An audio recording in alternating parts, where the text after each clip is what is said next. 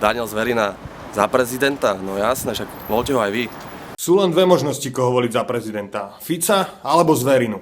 No a Fico nevie repovať, takže je to jasné. Daniel Zverina, ten reper za prezidenta. Ja si myslím, že prečo nie? Určite by som radšej volil Zverinu ako hento čučpajza.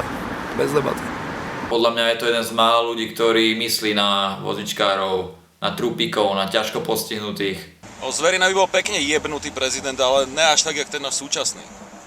Ja som hovoril, že bracho, ako oddel sny od repu a furt dopitý, chce byť prezident.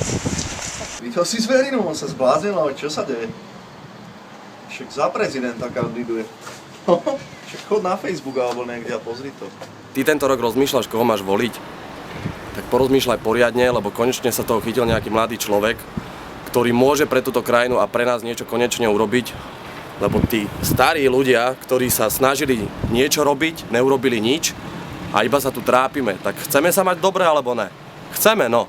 Tak choďte ho voliť konečne. Daniel Zverina za prezidenta, jasná voľba. Človek na správnom mieste, so srdcom. Človek z ľudu. Slúbil všade 80-ky dvere, nebudeme sa musieť tlačiť. Bude všade bez bariéra, výťahy miesto schodov. Na každých pumpách nám budú fúkať golesa. Vybehnime na hrad. Poďme ho ľudia. Zoberme opatrovateľov, nech nás dotlačia a poďme podporiť Danča. Daňo Zverina na hrad.